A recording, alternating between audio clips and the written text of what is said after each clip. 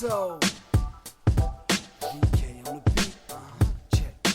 I'm in Toronto where you wanna get the city love. I'm from Toronto where you wanna get the city love. I'm in Toronto like we wanna get the city love. My city love me back for my city love. I'm in Toronto. Welcome to episode 1238 of Toronto Mic'd. Proudly brought to you by Great Lakes Brewery, a fiercely independent craft brewery who believes in supporting communities, good times, and brewing amazing beer. Order online for free local home delivery in the GTA. Palma Pasta. Enjoy the taste of fresh, homemade Italian pasta and entrees from Palma Pasta in Mississauga and Oakville. Season 4 of Yes, We Are Open, the award-winning podcast from Moneris. Electronic Products Recycling Association.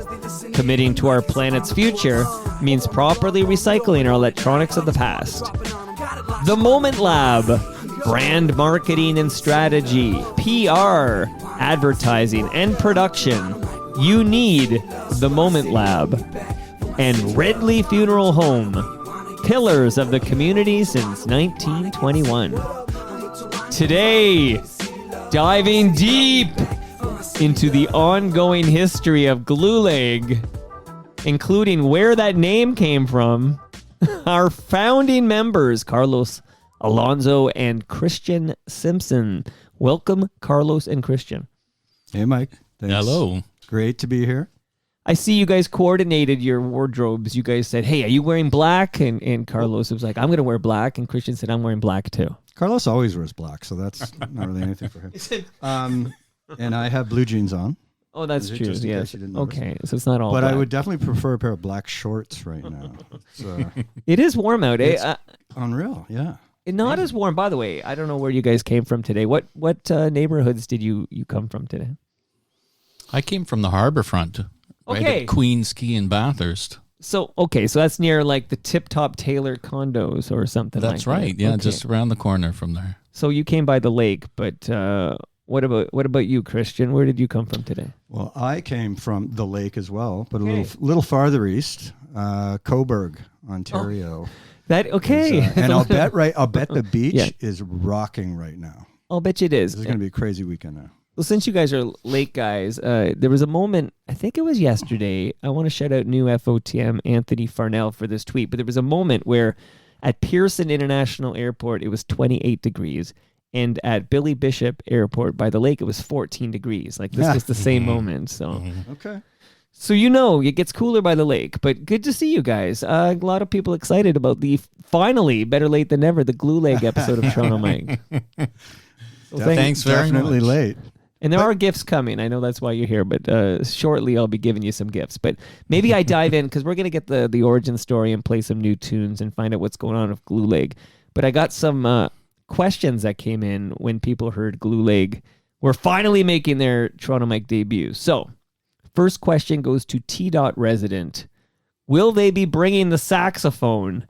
Where's the saxophone? And just let T-Dog resident know who's got the saxophone. Great question. And I would like to say that the saxophone is coming. Not this record, but I'm working on a certain saxophone player that lives, I think he's in Fort McMurray or Saskatchewan. Oh, so it's not Kenny G. It is not Kenny G. But is he available? I don't know. We'll make a call. Yeah, so I've been talking with Andy. We did reach out. And he just has other commitments, and he said, I don't have my studio set up. I'm working on that, so I am working on him. We've got an EP that we're going to release. We're working on now, and I think we would really like to get him on that on a couple of tracks. Okay. And he did reach out to me and he said, man, there's this track called Hugo and the Fish. Yeah, I'm going to play it later. Absolutely. Oh, great. And he said, dude, he goes, were you guys like just channeling Weather Report when you were doing this? And I was thinking, well, no, but wow, I loved it. That's fantastic. I love to hear that. And he goes, well, I really wish I could have played on that track. I said, well, I kept asking. Anyway, so the I would next say it's album, coming. Yeah. The next album will, the Hopefully saxophone the returns. EP, yeah. Okay, the EP. Norm de Pasquale says, I love Glueleg. I saw them quite a few times live. I feel very lucky about that. So let's tell Norm now, like, will there be more opportunities to see Glueleg live? Because he's seen you live many times, but I have a feeling he wants to see you live again. A year ago, I think that would have been just a hard no. But I'm thinking, I think that we both are on the same page here. That we do want to do some select shows. I don't think this would be anything that we would tour, but it did go from absolutely not to, you know what? I think that if we do get this, worked out, get the live show worked out, I think bringing this album to just the live performance would be. I think it'd be pretty epic. So I think we need to do it. That's exciting news. I feel like things are warming up on that front. This is a good time for Absolutely. Glueleg. Yeah. Okay, and I realize the thing about Glueleg. So my brother was over on the weekend. We were celebrating my third born's 9th birthday. Yes, that's correct. And I was telling him, we're gonna do a Glueleg episode, and he's like, Glueleg, and he's looking, he's like trying to remember, like he goes, who's Glueleg again? So I played a Heroic Doses, and I played some Glueleg, and he's still kind of wondering. I think this is going to be a great primer for those who maybe missed Glueleg, because Glueleg, and I'm shouting out this band intentionally, but maybe because they didn't become Our Lady Peace, right? So there's like, let's go back and kind of build Glueleg up, and then we'll kind of get this new album discussed and kind of give I would say this is like the deep dive into all things Glueleg. How does that sound to you two gentlemen? Great, let's do it. That's fantastic. Thank you very much. Well, to prime the pumps here, actually, I like this question. It comes in from Daniel Davidson. Looking forward to Glueleg on Toronto Mic'd. I always wondered why, and here I'm going to try to cause a little controversy here. Let's see how I do. I've always wondered why Alan Cross didn't include them in his 90s CanCon alt rock roundup. Okay, so it's a little context here is Alan Cross works at Chorus. There's ongoing history of new music. Mm-hmm. You guys have likely heard an episode or 24 or whatever. But he did this like 90s CanCon alt rock roundup, which sounds like it sounds wonderful and glorious to me. But there was no Glueleg didn't get discussed in these episodes. Are you aware you were overlooked, and how do you feel about that? I was not aware of that. You pissed off? I want some. No, anger I'm over not, there. because I have a follow up to that.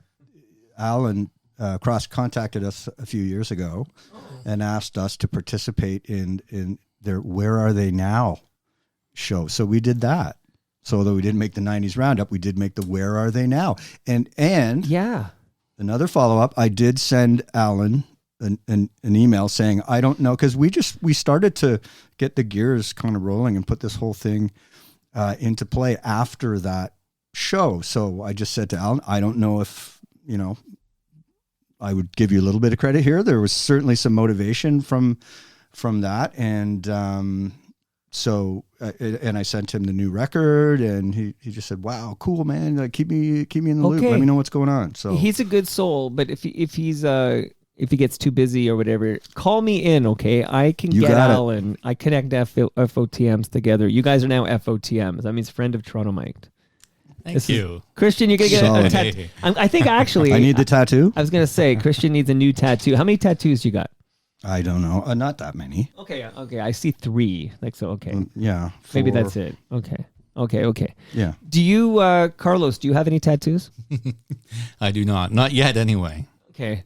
I don't have one either, Carlos. So you and I are the last two guys, last two members of Gen X without a tattoo. You might be. I wouldn't be surprised. Right.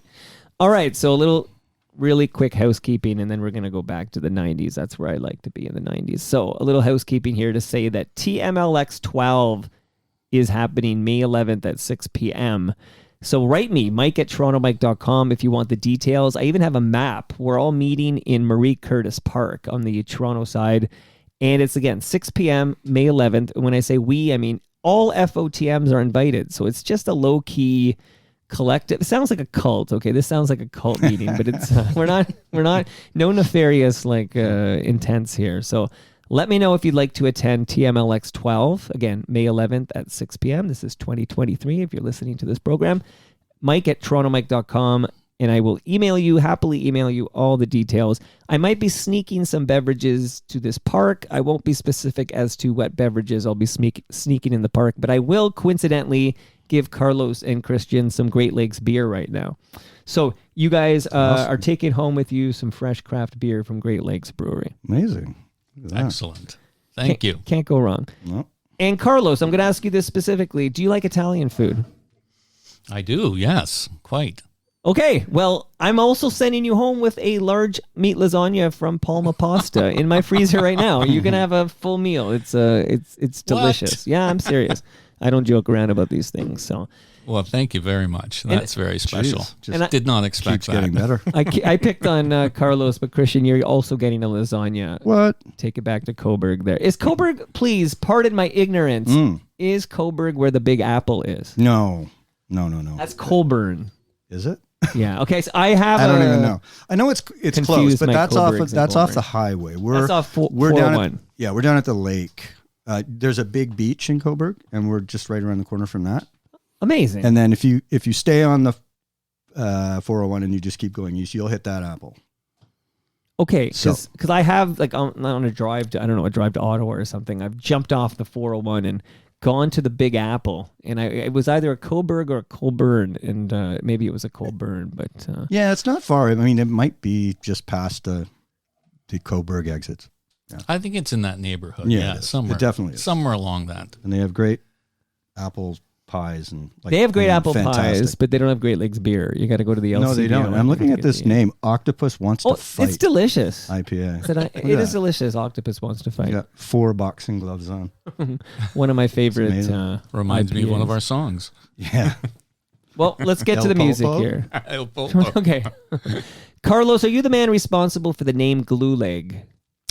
I suppose maybe partially responsible in a roundabout way. And Be accountable for your actions. The glue or the leg? Where the leg is the question. Wow, that goes back till I guess 1990, Okay. or maybe 90 or 91. Jeez. And as And you it- tell me the origin story for the name, you can also give me the origin story for the band, because it's you, Ruben, and Blake at the beginning, right? That's correct. Yeah. Okay, let's hear give us the superhero story, how Glueleg is formed and where that name comes from. Well, it was the 3 friends in high school with similar interests and the same strange bent and attitudes. And certainly all 3 of us aspiring musicians, big fans of rock and roll and concerts, but the studious types. So we intended on creating some direction and our creative artistic expression with what we were doing. We began with we used to be called Subject to Change, which was apropos given that we hadn't chosen the name just yet. And in high school, we would play a lot of, in the countryside where we grew up, in just north of Toronto, a lot of field parties, high school field Whereabouts parties. north of Toronto? Like, where is that? Maple? Where are you talking about here? So in between the neighborhoods of Tottenham and Alliston, Ontario. Okay, 88? Yeah, 88 and 89. And between Highway 10 and Airport Road. That quadrant was the breeding ground, the seeds of Glueleg. Okay, so you had 2 options. You were either going to work for Honda or you're going to start a rock band. Is that what happened there? Pretty much. Actually, in those days, I don't even think Honda was around just yet. Right. They came around in the 90s. This would have been the late 80s that we were, beginning to do that. Anyway, we did start to play a lot of parties, and definitely we were more of a cover band then, but we were really bent on that whole power trio kind of thing, and certainly we had some of our favorites. Well, shout out your favorites. I'm also very curious as like who inspired Glueleg. Well, the very early days would have been certainly a band called Rush, and then of course Led Zeppelin and Black Sabbath, but we were also really big fans of Yes and Genesis. And then there was, around those early days, some transformative bands that kind of pulled us from that into something else, and those were bands like the Beastie Boys and some electronic music. And that's why you remarked on the check your head sticker. That's that, right. Yeah. Prevents rock stars like you guys from getting concussions in my basement. Exactly. Yeah, that was a transformative album for us because it, we as musicians and as musos, real kind of player guys, we realized that music production and what the recording studio was about, and non-musical instruments, how they could really shape the sound of expression, really kind of started to impact us. And I think that's where we began to change from being a cover band that was playing at parties to intending to be something other than that, which then the subject to change turned into, well, what are we? Okay. And I think the premise of Glueleg was something like, we had read something about, and I can't remember which band, it may have been Pink Floyd, but I can't remember it now. The idea that, there's a word or a collection of words and they're just an empty box. But when you put content inside of it, it begins to have meaning. So originally Glueleg was, and I know that might sound kind of heady, but the idea was, well, what does Glueleg mean? Well, it doesn't mean anything now, but eventually, that is heavy. We're purposed with giving it meaning. It's a bit of a cop-out too, no? So at some point, if I know you're coming off a pretty lengthy hiatus, but if you come back in, I don't know, 25 years, Glueleg, you'll be like, I told you so. Yeah, Glueleg means something now. Okay. All right. In my head, I'm thinking it has something to do, I don't know why, I think it had something to do with like horses, because they used to say, they'd send a horse to the glue factory. This was like an old, I don't know, maybe that was true at some point. I don't think they do that anymore. But I don't know, a horse breaks their leg and they become glue. I don't know what I was daydreaming about on a bike ride, but now we know it really doesn't mean anything. Yeah, not bad, right? Why don't you guys... I never ever thought of that. Yeah. Change your story, okay? Because I've been asked that question 1,000 times and I've never had a good answer to it. Somebody actually said... Hold on. Somebody actually said, does that mean, like at Glueleg, like after sex when your sticks to your leg? It's like, no, but that's also an interesting. But also maybe at some point that's what it will mean. Possibility, right, could be. See, could Carlos end up there. You're a gifted student, right, Carlos? I feel like we're operating on this whole different wavelength here with Glueleg. Okay, but it's two words. You glue them. Glue pun together. Intended. You glue them together, and you got Glueleg. So when does my good friend Christian here enter the band? In what part of the history does Christian Simpson become a member at Glueleg? I think it was probably 93 when I answered an ad in Now magazine. Of course, yeah. I was playing around in some cover bands at the time, and I wanted to get into something, original. And so I was, just kind of looking at the wanted musicians section and saw this ad, and it appealed to me right away. These guys listed, a few reference bands that, drummer, looking for a drummer. Right. If you play like Neil Peart, we want to talk to you. Is that X, Y, Z. And so I thought, well, this sounds like right up my alley. So yeah, I went down and auditioned. It was Carlos's basement, and they had like an old kit downstairs, and kind of hammered out a few tracks. And I think it was kind of an immediate decision. It wasn't, okay, well, we've got a few other guys come in and we'll let you know kind of thing. It was, okay, you're a drummer. And I said, okay, let's do it.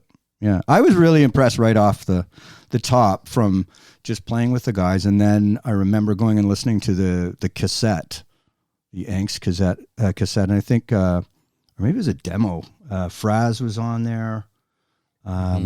And I can't remember much else, but I just thought, yeah, this is, it was really kind of raw, and it could have been tightened up a little bit, and then that's what we did. Certainly when we went in to do the first recording that I did with the guys was oh God, I'm always horrible in the names.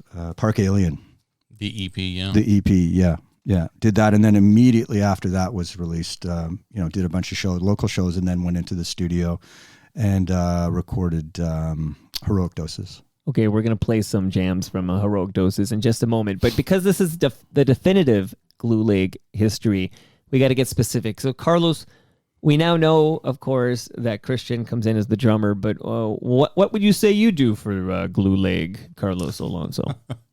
Now or then? Then, and then maybe how it evolved to now. Well, back then I was, certainly one of the three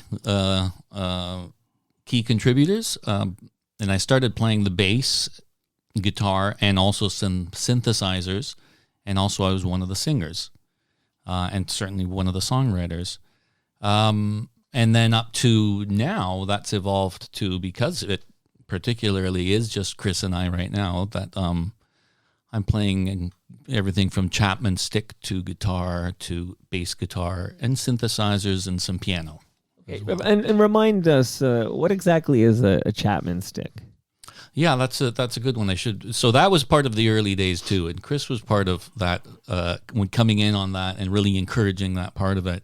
So a Chapman stick is an instrument that was invented in the late 1960s by an excellent genius named Emmett Chapman from Los Angeles, California, and it's essentially a 2x4. It's a touch string instrument with high output pickups, and it's got 10 strings on it and these big fat frets on it, and you don't pluck it, you just play it by hitting the frets, this hammer-on technique that you see guitarists do.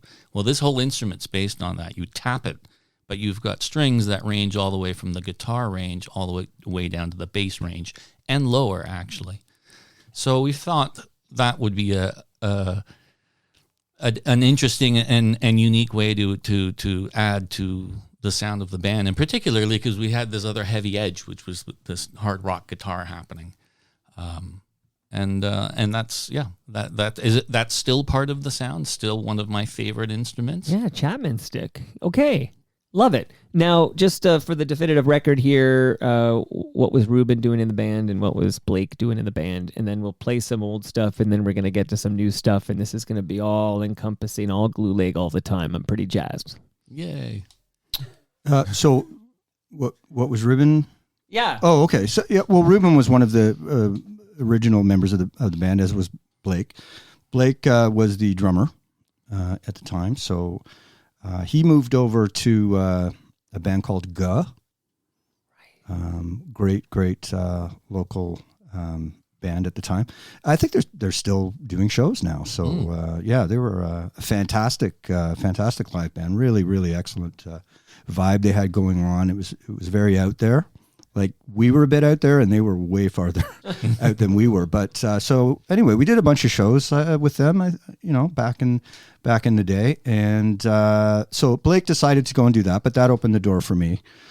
And Ruben was the guitar player, obviously, and one of the singers, and one of the songwriters.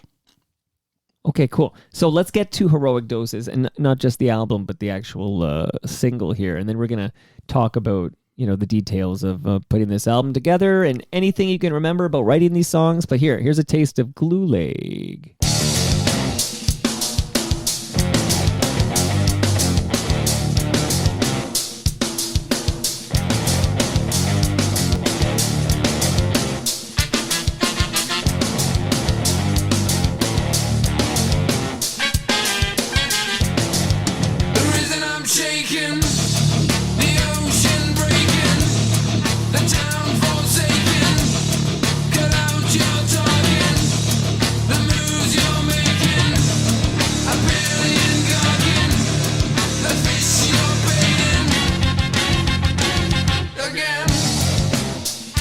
All right, I'll bring it down here because I've got members of the band in the studio here. So, what can you tell me about the writing and creating Heroic Doses, the song? Well, this one came out of some jams, and it was focused in as a group. And from what I recall, it was really based around this riff, and particularly a groove, this very cool solid groove that Chris had. And then from the riff, it evolving into having the counterpoint horn section, which was really something we had worked on featuring in the band. How do we get these kind of horns in there? We were kind of trying to get it a bit funk, a bit jazz, but keep it kind of like hard rock. And then we took it into the studio and worked with a fantastic producer who was a big part of this, the evolution of Glueleg at that point. A guy named, and a good friend named James Stewart at Reaction Studios. Yes, sir. And he had a very good part in knowing how to balance this whole arrangement.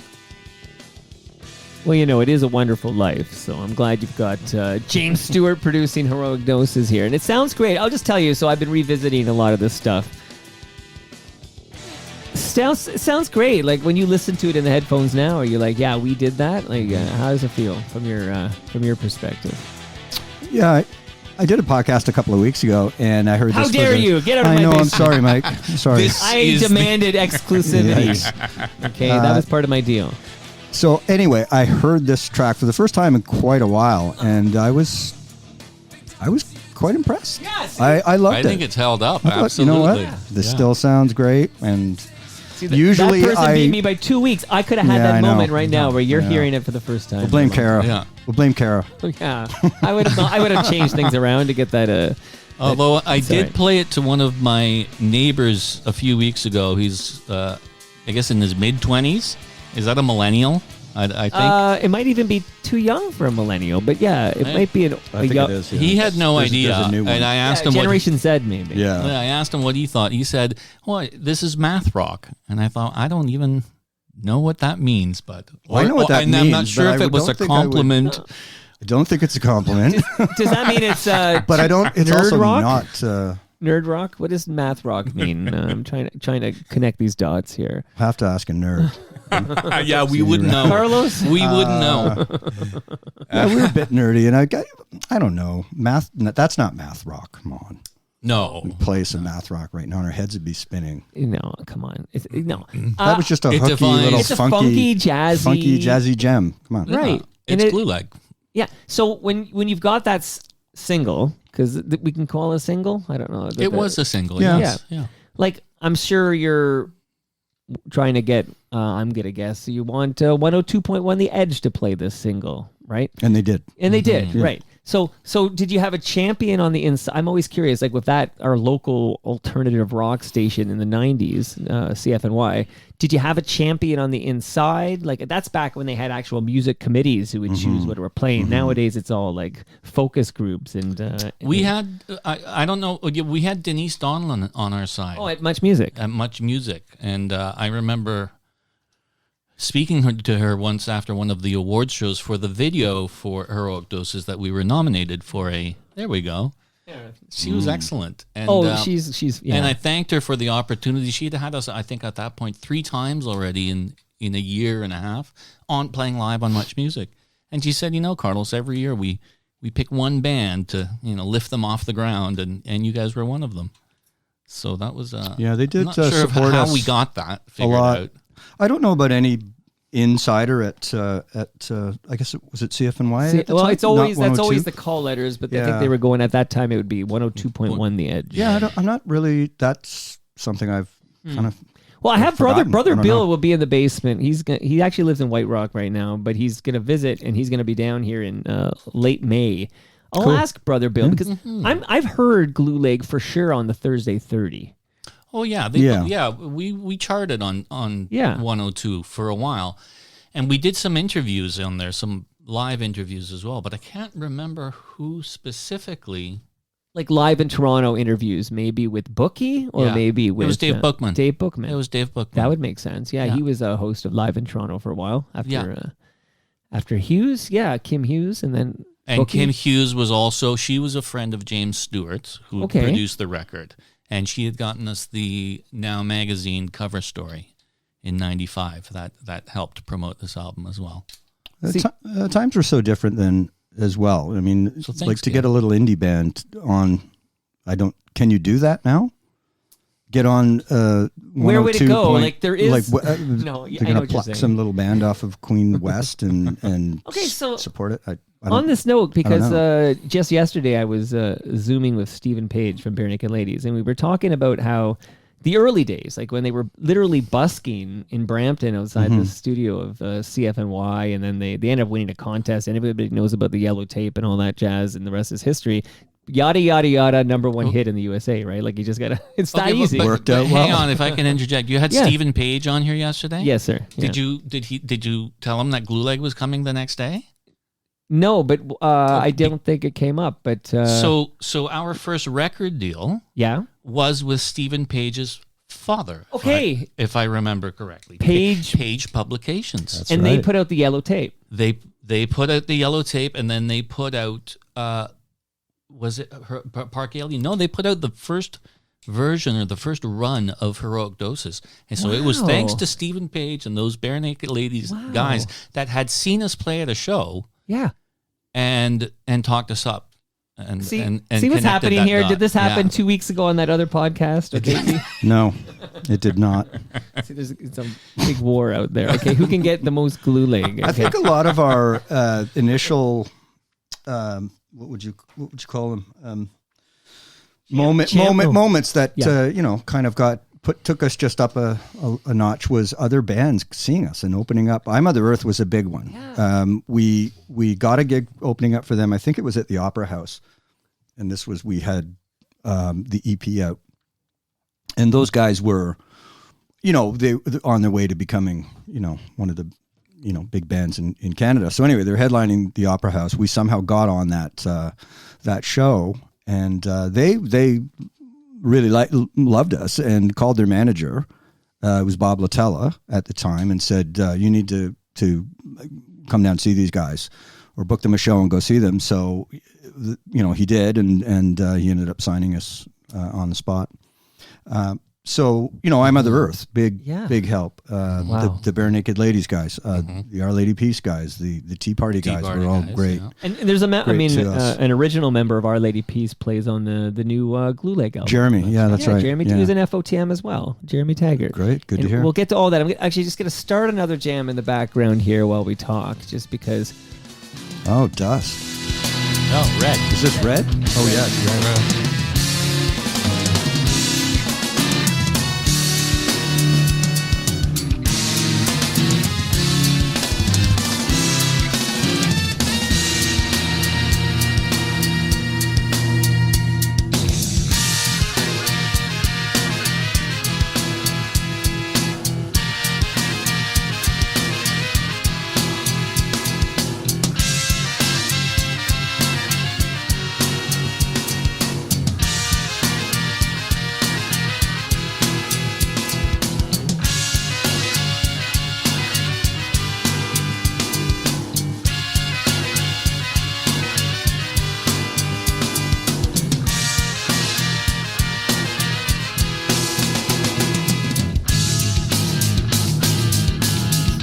Funky as all hell, man. Like, yeah. Kind of cinematic. I was thinking this would be a great jam. Like, you'd have it over your extra of your podcast or whatever. Like, it's got that, cinematic's a good way to put it. How do you finance the recording of this album at Reaction Studios? Like, I'm into the nuts and bolts now of the 90s CanCon scene here. So, like who pays that invoice? That was a great part of the story. The owner of that, so this is James Stewart, the producer. He was the head engineer at a place called Reaction Studios, and the owner of that studio was a friend of his. His name is Ormond Jobin, and they really liked the band. They had seen us play, I think, opening up for I'm Mother Earth, and when we had spoken to them about looking to make a record, they indicated that they would be happy to have us record it there on spec, after hours, with James certainly producing it and engineering it. And we said, yes, please, when do we start? Because it was a real studio. Oh, yeah, it was a great space. Well, it's like we said, it sounds great. This sounds like you went to a real studio and had a real producer. Like, it sounds great. Thank you. Yeah. And we worked really hard on it. And it was, that real rite of passage kind of process where, we were in there from 9 p.m. till 3 in the morning, after the paying customers were there to get it done. And if I remember correctly, we, put so much into it that we actually realized that how long was this piece of string, and it was long enough that we had to remix the record twice to arrive at exactly what we wanted.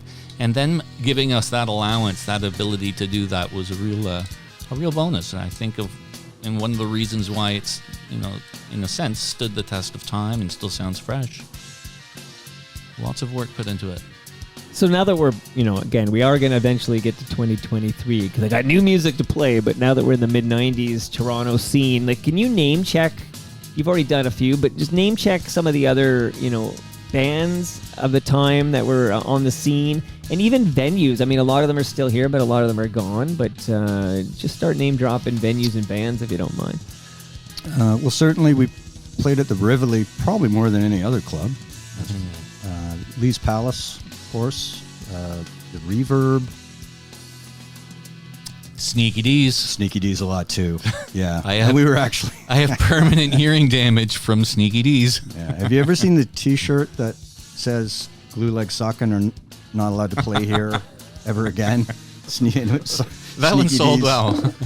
Yeah, the booker, I guess we had a date there, and I don't remember what happened, but I know there was another. I think we got a chance to open up for. I'm thinking the Bourbon Tabernacle Choir. It might have been them. Chris it was Brown a and great Kate venue Young, as well. sure. I'm thinking that might have been it. So, yeah, we kind of blew it off, the Sneaky D's thing, and we used to hang out there. That's where we used to go, right? And so, one night, a couple of weeks after that, we showed up, and there was a sign on the door, scotch taped up, and it said "Glueleg suck and are not allowed to play here again." And it was signed. The guy's name was Blue or something. Yeah. And so anyway, we took it down. We were kind of pee out it initially, and then we ended up making a T-shirt out of it. We put it on the back of the T-shirt. Lean into that. I still have one. Yeah, it's great. I'd rock that now it's all jokes, A little Mr. Pink here.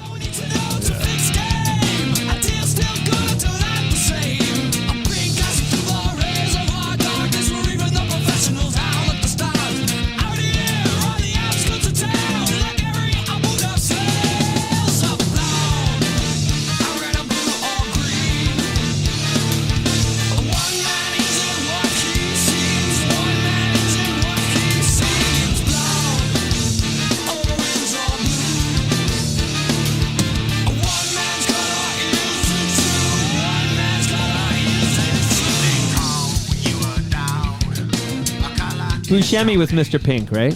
That's Steve right. Buscemi, Steve yeah. Buscemi. You know, I love that movie. My video store, my local video store, the owner, this is pre-Pulp Fiction.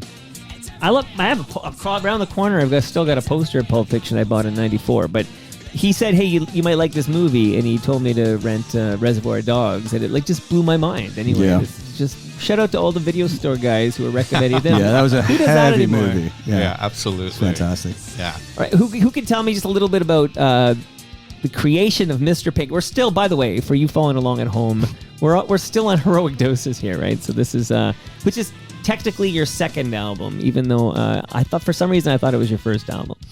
There was an EP before that. There was also a cassette before that, even. And is that Stephen Page's dad putting that out too? No, that's just this one. Okay. So this, it's funny because I found a bunch of cassettes. Yeah. I have no cassette player. Oh, I have one here. I can to lend you. play them. There you go. Stuff that I haven't seen in decades. And ended up getting my hands on a cassette player because I wanted it, because it said Glueleg, and I wanted to hear Of what course. it was. Yeah. And I swear one of the cassettes, both sides, was full of Carlos and I playing this groove. Yeah. Over and over. I'm fast forwarding and I'm going, God, we're still playing it. And it was just this repetitive thing. We're trying to lock it down. Yeah. And, We did a lot of that. Yeah. And Well, that was when at I our make good my friend full-length, Louisa Salerno's basement. Yeah. And we were there actually one time. You remember when the Yeah. police just walked in? Yeah. All of a sudden the door opens and a couple of cops walk in Oh, with the arms like, shut it down. I thought it was the band. Sorry, the band walked in. No, well, that would have been better, wouldn't it? Sting, what are you doing here? He's as I heard, Grab a bass. He's a good digger. Let's go. Yeah. All right, cool. So, I have to ask you about a gentleman who has been on the show before. I think that's the last time I got to play some Glueleg. But how does Bob Macklewitz Jr. fit into the Glueleg family? Well, Bob was On the EP, we decided that we had some tracks and decided that we wanted to. I was playing in another band at the time with Andy Wise, who's the saxophone player, and we just thought, why don't we try a horn line on this song? I think it was Cultural Faux Pas, and maybe on Cattle Hand. I don't know. Is there horns on that? Yeah. Okay, so we just thought, let's experiment, and so it was Andy and one of his buddies, this guy Alex Haird came in, and I can't remember the studio. That wasn't at Reaction. Signal to Noise. Signal to Noise, yeah, and it was Rob Sanzo that was producing that session. Anyway, so we loved the sound. It was immediate, like, this is really cool. Chapman Stick. I had a real kind of wacky drum set that had this real kind of industrial sound, and the big guitar, and dropped the horns on, and then Bob also brought. So anyway, not quite there yet. Okay. So we did that recording, and anyway, thought, okay, let's make the horn section a permanent thing. So we started to. Alex wasn't the right guy for the band. I'm not sure what happened. He was not into it or whatever it was. So we again ran an ad, and Bob Makowitz called us and came and auditioned, and he's a big like a fire plug. He just comes in and he's got big energy, and he's a big personality, and he just kind of also became sort of a third singer. He does some rapping on that particular track. Actually, I believe he wrote those. Did he so, write? Yeah, I think on Mr. Pink. On Mr. Pink, yeah, I think he wrote all of that stuff, and that the genesis of that song might have actually been Bob's idea. Anyway, so he brought this. Not only did he fill the trumpet position, but even more so, he just brought this character to the band, and it was really fun to watch on stage. He, wrap himself in the Canadian flag and almost be naked, jumping around on stage. I remember something about him undressing on stage. Yeah. And this is around the time his dad was the program director at 590. The Fan. Yeah, his dad was like the big time program guy. Yeah, it was Q107. Bob Macko, yeah. He certainly lent us a hand and opened some doors for us. Yeah. I'll bet he can make a few calls for you there. It's good to have Macko Sr. on your side. But around this time, Macko Jr.'s got an overnight show. It helps when your dad's the program director. But it's Strombo.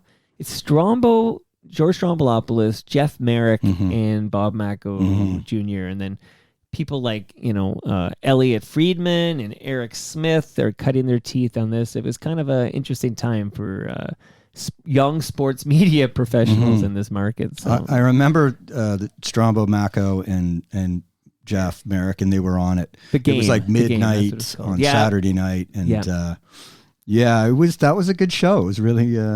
Maybe Jim Richards might have had a role in that too, actually, now that I'm thinking back. But yeah, it was entertaining. Now they just do like syndicated ESPN programming or something, or re-rolls or whatever. Like you don't get that playground to kind of have young broadcasters, try different things. Yeah, that was a really fun show. Like they could spin right off of sports and go into the last Rush record or something, So well, with Merrick, it would be the Rio Statics, I think. That's yes, that's right. A lot of Rio Statics. Okay.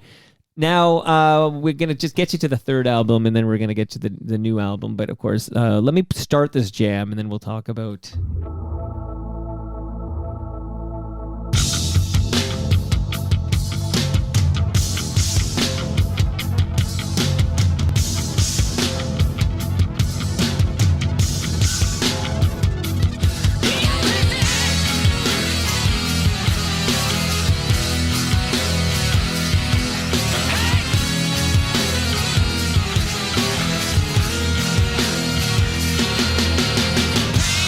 Coming from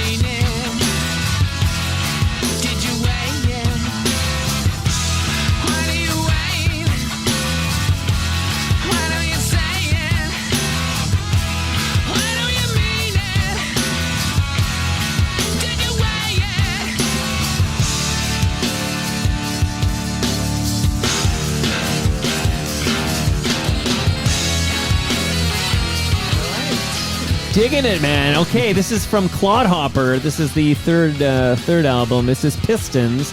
What can you guys tell me about making Clodhopper? Clodhopper, we recorded. Well, there's a lot actually. There's some big changes that happened after Doses. So we toured that album. I don't know how many times we'd been coast to coast. 6 or 8 times. Yeah. And then there was a big change where this guy to my right decided that he was going to go on to some other ventures.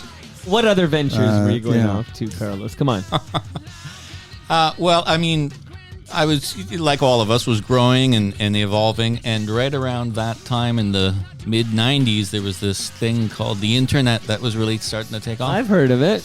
And I've always been a little bit techie that way, interested in innovations, and I had an opportunity to develop some cool software out of Boston, Massachusetts. So I made You some sold decisions. out, you're telling me. You sold out. Right? No, I No mean, shame- for there's the no money. shame in- there's no shame in that. No shame at all. Sometimes you got to cash a check so you can buy a house or two. I remember I heard that Carlos was driving a Mercedes. I think he had a Mercedes SUV, and I was getting a $15 a day per diem. And I smoked cigarettes at the time, so there's a pack of cigarettes in there a day, and it was peanut butter and jam sandwiches. And Carlos is driving around in a Mercedes, so And let me guess, you started up some software company and sold it to Microsoft for $500 million. well, not How exactly. did you know? That's on your wiki page. That's on the Carlos Alonso wiki page. Okay, that is a big change. You weren't kidding. Yeah. So there was, a big spot to fill in the band. We weren't sure what to do. Again, I think it was, Back to Now magazine. And we got this guy, Andrew Charters, a.k.a. Chowder. Chowder. Chowder. It's Miss you, Chowder. Chowder. So for that band, we had actually auditioned a few people for the position because that was, at that time, we had a video on Much, we had a song on the radio, and lots of shows, and so we were kind of scrambling. I remember we had one date booked, and I think Bruce Gordon from My Mother Earth played with us, did a show. So anyway, we auditioned a few guys, and most guys would come in and go over to the bass amp and they'd turn it down. So they'd play and adequately get through the song, and then okay, thanks for coming out, we'll let you know. And then that kind of happened, and nobody was really kind of took our breath away. Anyway, so we're just kind of waiting out front for Chowder, and this guy comes rolling up on a motorcycle with a bass slung around his, I don't even know if it was in a case. It must have been. So anyway, he comes up and he's just leather jacket and just looked like yellow hair, and he looked really cool. He came in, cranked the bass up, like just turned the amp up like To 11. yeah, and started playing. And I don't think he was 30 seconds in, and he broke a string on his bass. It was just, and he just put his arms up in the air. His face was all red, and he goes, "I suck." And we were just like, "You're hired." You're in love. Because just the 30 seconds, we knew he could kind of, he was hitting it hard, and he was jumping up and down, and he was just this kind of this kinetic energy flying around the room. We thought, okay, so we hadn't experienced anything like that since really, Carlos, because he brought a lot of fire to the band as well. Well, Carlos had the Chapman stick. Can you ever hear the difference, when from the Yeah. stick to when you go to Oh, yeah, to no, that? Yeah, the bottom end Defensive actually go, go, go, fills go, go. out. Well, here, I'll start another jam while we're on this album here before we get to the new stuff. But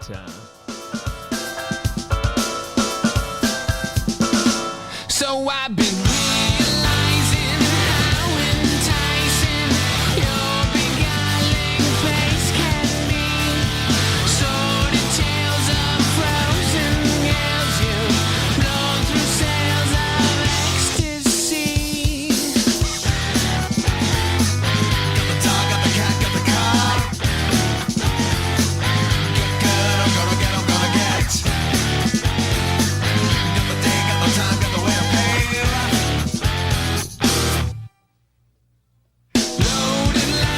So Carlos, you're not on this at all. This album is Sans Carlos. Correct. So when you listen to these in the headphones right now, what's your thoughts? Like, oh, it needs more Carlos? What's the thoughts coming out of you?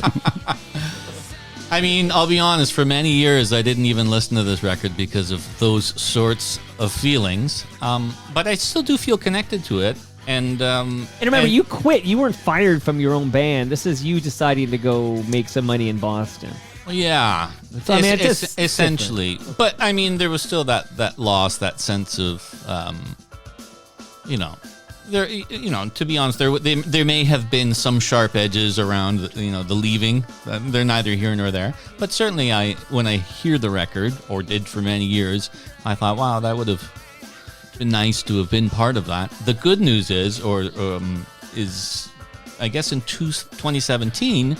I put together a solo record, and Chowder, who was, I suppose you could say that, my nemesis, he ended up playing a whole bunch of live shows with me. And that was a real, coming together and really that was fairly trippy. Yeah, it was a cool thing to bridge. That would be like Sammy Hagar and David Lee Roth. It would, wouldn't it? On stage Man, you're together. quick. Which will never happen. Never say never. Yeah, that's another thing. They might sell out. You've done it, Carlos. They can do it too. Come on. I thought I was just being an innovator. That was insane. So, Chris, though, I'm not trying to cause any trouble. You're back making new music, and here I am breaking up the band. But you must have been pissed at this guy. Who, him? Yeah. Even though we now look at it I understand. It was an emotional time for sure. Yeah. I'm mad at him, and I just met the guy. Yeah. Yeah, I'm not gonna give him that lasagna. It was, To be honest, lots of people were disappointed. Yeah. Well, yeah. Yeah, it was. I have, to be honest. Well, I think you said it well. There's some sharp edges around that time, but you know what? That's being in a band. Yeah. What band has not gone through that type of thing, or had those types of, even before that, there was, I think we were all very competitive by nature, and especially when it's, you have this kind of free where everybody kind of has a say. Right. And there's not one guy that's sort of directing traffic, democracy. Glueleg was a dysfunctional democracy. But they all are. I mean, all bands and all democracies. Except for Bon Jovi, because that guy just calls the shots. So, and then I don't know if that's quite a democracy. Right. Wasn't that a Guns N' Roses album? Chinese Democracy. It took 20 years to make, I think. Has anybody ever heard that? That's what happened. I'm sure it came out. I didn't have an interest in it because there was no Slash on it. So screw that. Now, I make permission to be frank. I'm an outsider, never been in the music industry. I just talk to talented people like you, but permission to be frank. Thank you. Be frank. Please be do. frank. I thought you were Toronto Mike, Frank. but Right. So I'll have I'm going to just pick on, because they become good friends of the show, the acid test. Okay, so acid test. Their acid test told me on this show, they said we couldn't afford to tour anymore.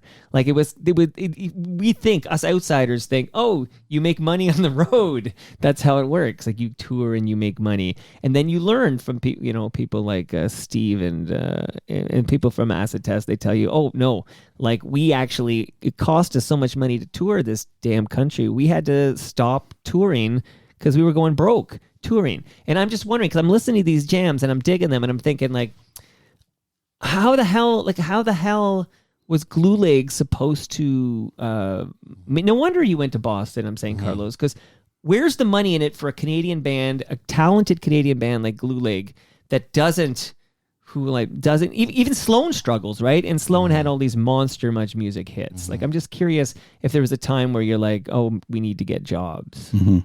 Oh yeah, for sure. I mean, it's almost an impossible business.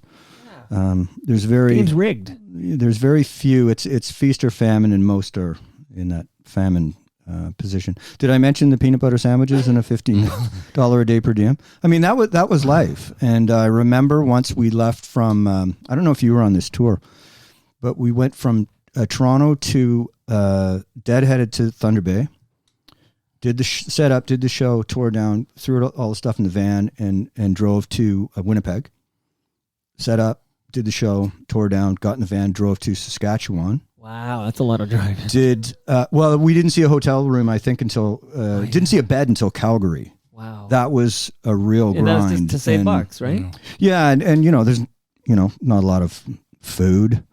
it was sort of catering what the venue gave you. There really was no money, and you could sell some T-shirts and that would get you gas. Yeah, that's it was that's where the money was yeah. was particularly with merchandising, and then certainly bigger shows opening up for bigger bands. Well, And we you did mentioned everybody's done this, right? I mean, Right.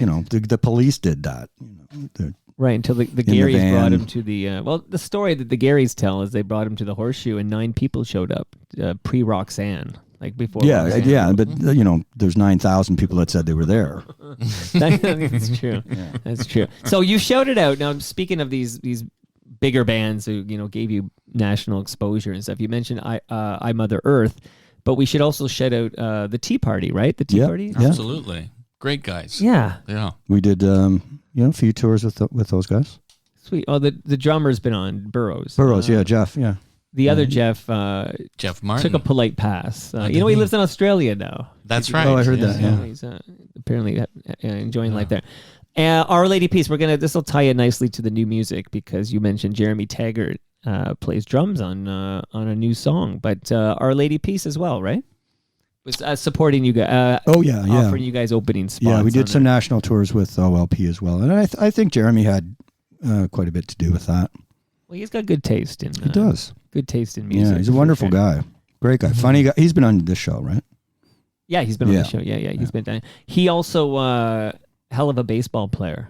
Yeah, Well, Yeah. I didn't know. Yeah, he was signed his original to dream, I think the Atlanta. Did he sign to the Braves? I think he had a minor contract or something. He Like was this- a hell. as a I know he was a pitcher. hell of a player. Yeah. Well, So you never know, Jeremy Taggart. Huh. And just a sweetheart. And he's got that podcast with Jonathan Torrens, and they've had that for I don't know, at least a decade, I would guess. But We haven't been on that one yet. well, I'm gonna find out when. well, we can't now because Well, no, because you did another show before mine, so you can do another show after. I'll be the Actually, to be meeting honest, I did family. 3. Really? Give me Yeah. the names of these shows. Because I've been promoting this as an exclusive Glueleg deep dive here. Okay, so to recap, because it's going to bring us to the new music here. You mentioned the EP. That was Angst, right? And then you had Park Alien. no, No? Angst was the first album, First album. but it was just a cassette. So back in the early '90s, that didn't even feel like an album. Although now it would be something quite exclusive. Right. And then Park Alien would be the EP you were Correct. referencing. Okay, so Heroic Doses. We all heard a bunch of those jams on CFNY, and you saw much music. Claude Hopper, we just played. So, which by the way, I understand Ashley McIsaac is.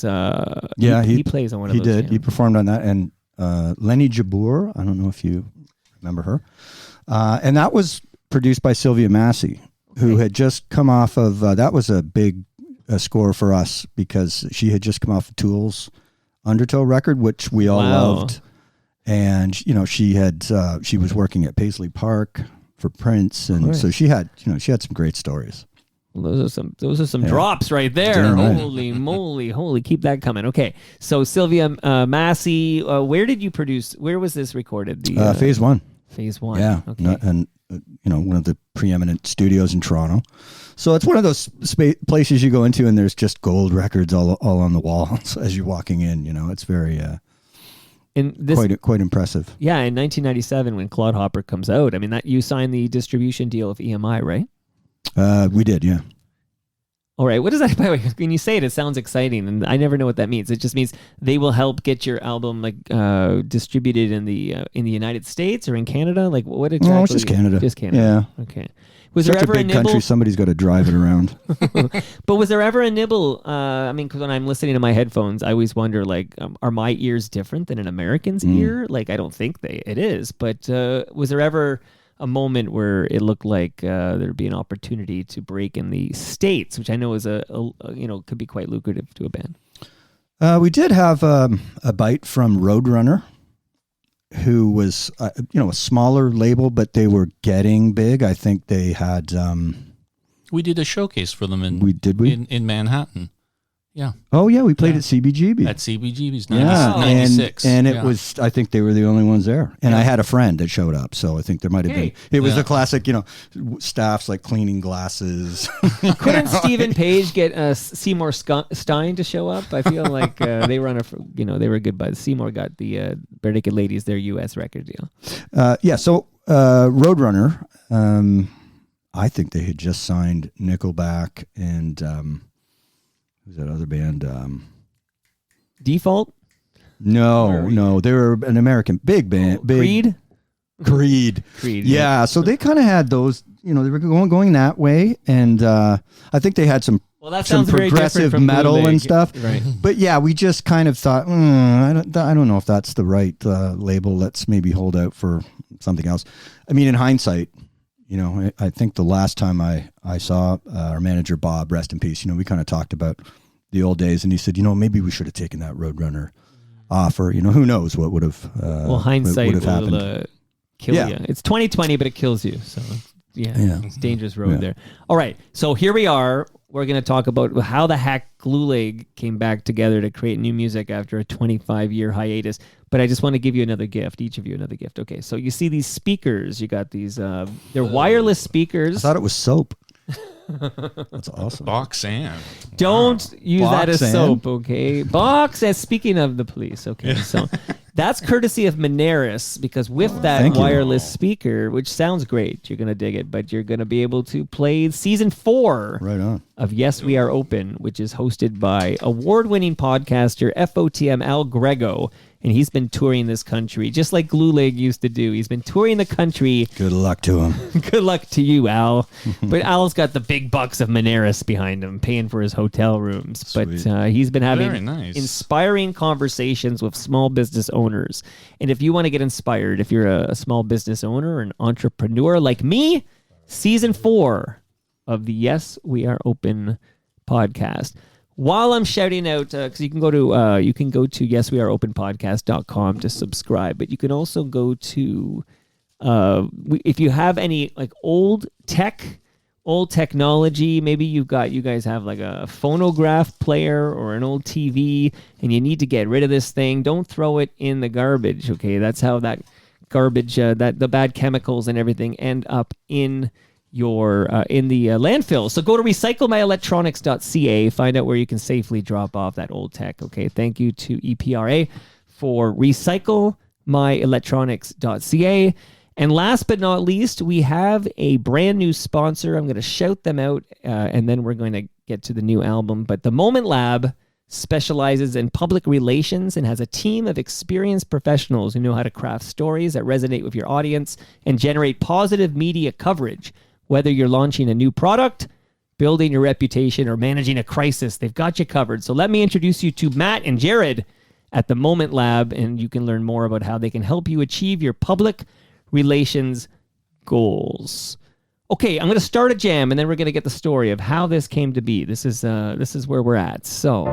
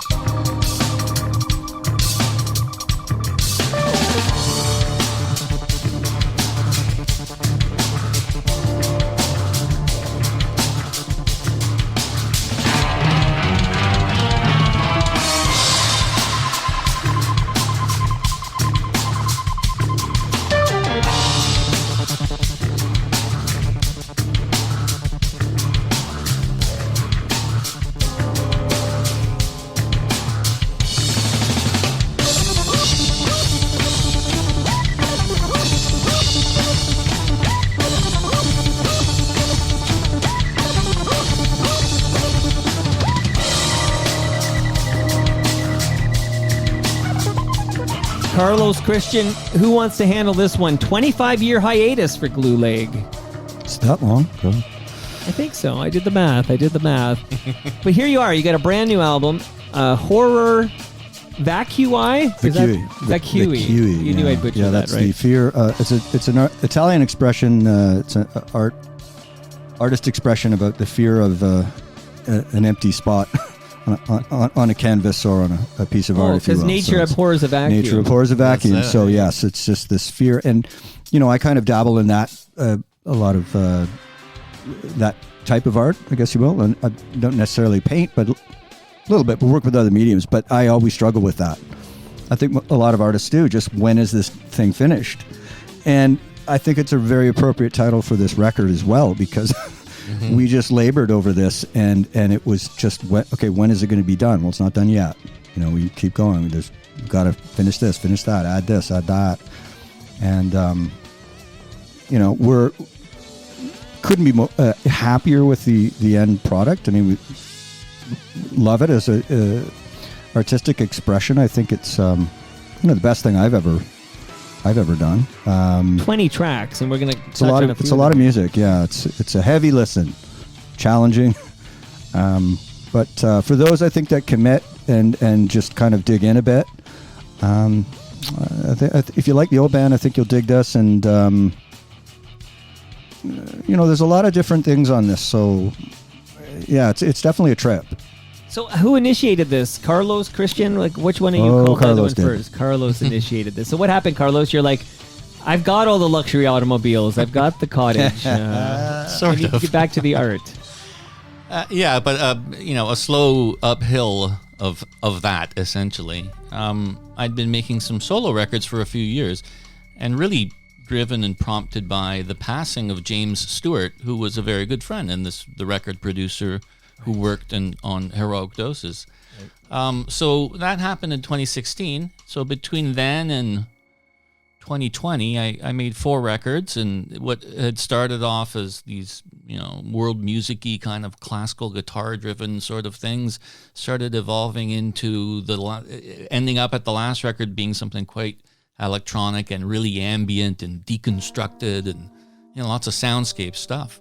All along the way, I had been playing shows and promoting this stuff and working with other musicians, like I had mentioned a Chowder for a while there. And I'd been working on Chris, because although I'd been working with many drummers over these last few years, there was only one Christian Thornhays Simpson, particularly his style of drumming. And although he had said that he had hung up his sticks, I could tell by his visual art that he was as verbose as ever. The fire was still burning. You could smell those embers burning. Yeah. You're like, no, there's still fire here. And I needed to just crack the nut of how to get him to play something. And there was a small exercise on the second last record that I did that I wanted to just put a bit of drums on it that Chris might participate in. And I literally called him up. We got on FaceTime and we talked about it. He had heard the track, and I said, you know, in this 30-second area, and we talked a bit about technically how to do it, and we both agreed to, you know, just use your iPhone and record it. Yeah. And we ended up using that on the record, and it was fantastic, and it sounded really powerful and energized, and it sounded like Chris. What a technological advancement since those mid-90s days when you guys were making music. It's like, just record on your iPhone. Oh, yeah. Yeah. Oh, yeah, I remember back in the Park Alien days when we recorded, and we were always using modern tech. We recorded on something called ADATs back then in 93 that were literally VHS tapes, but that were being used as digital recording media. Wow. And I remember at one point it coming out of the tape machine, this VHS tape that was our multi-tracks, and it was just spaghetti. Wow. I'm thinking we're on the bleeding edge here. Wow. Okay, so the song you're listening to right now is A Zero Day. Yes. Would you guys mind naming... We did drop Jeremy Taggart's name a few times because he's from a rather famous rock band, and he's a good guy, and he's an FOTM and a friend of yours, but... And a great musician. Yeah, great drummer. Now, what other guest appearances would we find on Horror Vacui? We had some great, very, very talented people on this record. So a couple of the members of Saga, prog rock, Canadian prog rock. Of course, I know, because the legends. CanCon rules meant that we heard a lot of Saga. And still do, but for good reason. Oh, yeah, I think for more than just the CanCon. And Chris made a record with them, too. He was in Saga. I did play with them for a couple of years. Amazing. Anyway, yeah, lovely guys, and hadn't spoken to them for a long time, and but we started this project, and I just kind of reached out hey, would you mind playing on this? It was during COVID, right? It was, Yeah. yes. And so, they're at home and they've got home studios. So, Yeah. so I had Ian Crichton, just like a guitar master. I mean, he's just a brilliant guitar player. And Jim Gilmore on synth keyboards. Also played piano on a track. So we had their input. The first track that you heard had a guy by the name of Christian Sesniak. He played bass guitar and some the rhythm guitar on The Aegis. A fantastic player. I played with him and Edwin. Right. That's where we met, and we've still, been friends since then. You still friends with Edwin? Oh, yeah, that's a great guy. He's just a, salt of the earth, kind of lovely guy. I haven't seen him in a long time, but I'd like to, certainly. And then Becky Gainforth, who I think her contributions were just, There she is. certainly that's her there, on vocals. Haunting. Yeah. She played in. Do you remember a band called Sully? That was a '90s band, Sully, and I kind of missed them back then. But I since I met, because Becky lives in Coburg as well, and we just bumped into each other and nice. started talking. And so she told me she used to play in Sully, and I went and listened to. I couldn't find it anywhere, so at YouTube, YouTube, there was some stuff on there. And I heard her voice, and I just thought, oh, my God, this is the voice for the record. This is exactly what I want. Nice. What I want. And as soon as Carlos heard her, I mean, I didn't have to convince him much. I mean, she had this, it was this Cocteau Twins Stereo Lab Dead Can Dance thing. And she just, like, I love her. I love her. Her voice is just phenomenal. And I thought, okay, she's got to get on this record. I wish she was on more of it even. So we got her on 4 tracks, I think. Originally it was going to be the one, Nina Nana Paradalti, which is an Ennio Morricone. It's a cover song. Wow. Another name drop. Big name drop. Was Ennio on this album? Yeah. Yeah, I wish. It's a big vocal part in that track, and then from once we heard that, it was we've got to put this color and texture and on some of the other tracks. So We referenced earlier Hugo and the Fish. yeah, So I'm gonna play some Hugo and the Fish. But when you were talking about Christian Sierzniak, you mentioned Edwin, but he also played with Celine Dion. Is that possible? he did. Well, he's on one of her records. Okay, He was a session guy. He did a lot of sessions. That's a fun And, fact, though. It is, isn't it? From yeah. Celine Dion to Yeah. Glueleg. That's what I say. Okay. And Gord Fines. It's the Canadian experience. Oh yeah, Gord played some bunch of percussion on the record. So if they're, not if, but when we do get the live show together or band together, because it's not just going to be Carlos and I. There's too many moving parts, too many things going on. So Gord is going to be a part of that. Damn it! I think we have a commitment from him Okay. too. Yeah. Exciting time. So you mentioned this is kind of like everybody's home studios is where this gets recorded, right? Like there's you don't know, not like the old days or whatever. So everybody kind of does their part, and then it all gets what? Carlos, you collect the parts, and then you That's correct. Yeah. glue it together. Pun intended. As it were. Yes. So, it takes some technical wrangling, but it's all about Pro Tools, and which is this great, piece of software that most recording studios use.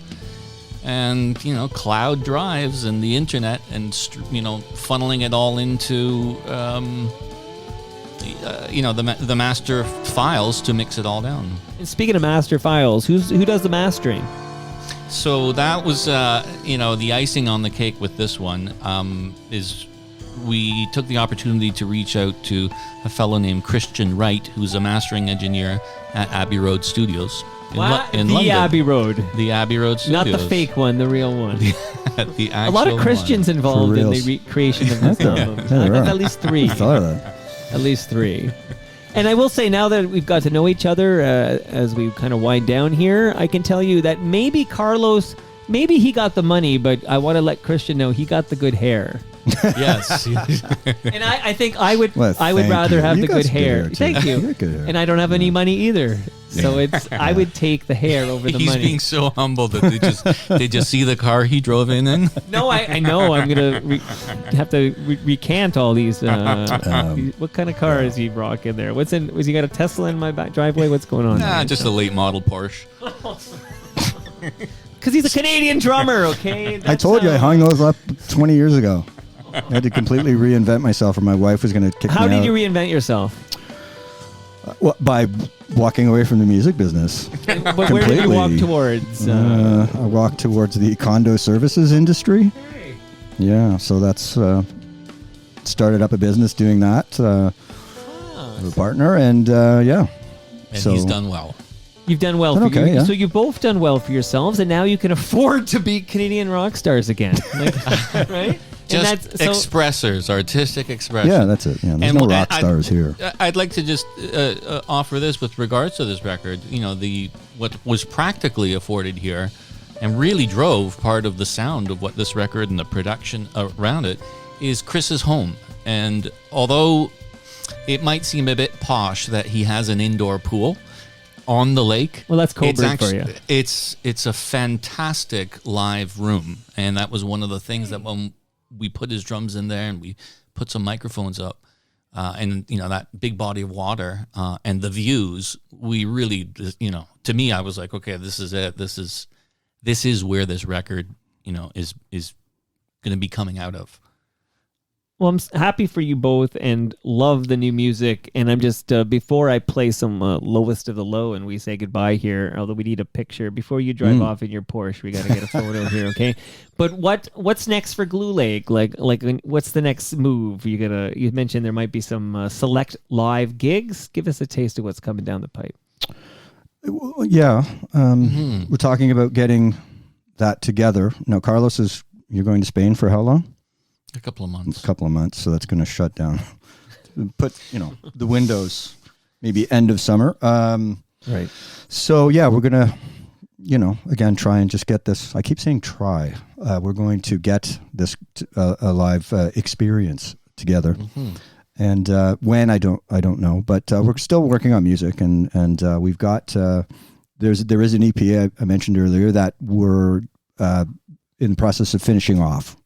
So the stuff that would have been on this record, but it was just, we were just too long, and what do we cut? And we'll put it on an EP. It was another cover track, and we're going to add a few other pieces to it.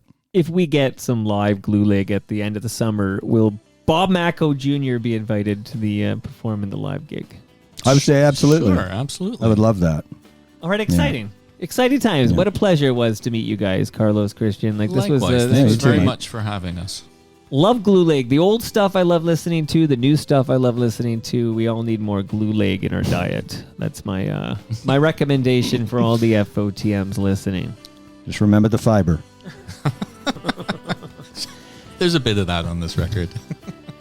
And that brings us to the end of our 1,238th show. You can follow me on Twitter. I'm at Toronto Mike.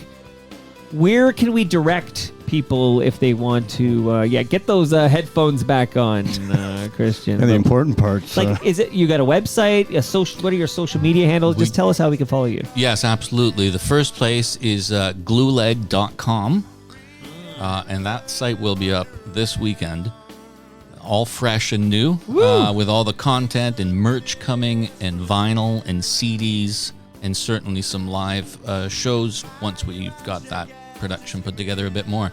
And then otherwise at Glueleg Music, which is the Instagram tag and also Facebook. You're actually on Twitter too. I don't know if anyone's manning the account, but you're there. Thanks for the reminder. I had no idea. Really?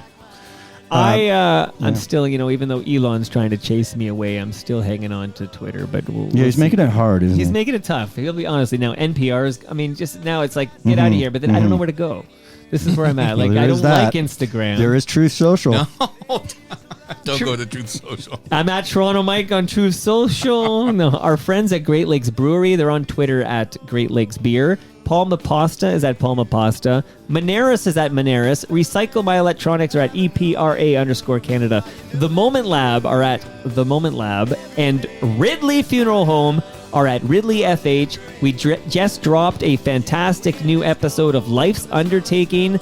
Brad Jones from Ridley Funeral Home is joined by his daughter Jessica, who's going to follow in his footsteps, become a funeral director at Ridley.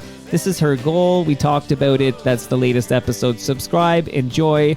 They're at Ridley FH on Twitter. See you all next week. But I wonder who, yeah, I wonder who. Maybe the one who doesn't realize there's 1,000 shades of gray. 'Cause I know that's true, yes I do. I know it's true, yeah. I know it's true. How about you? How they're picking up trash and they're putting down roads.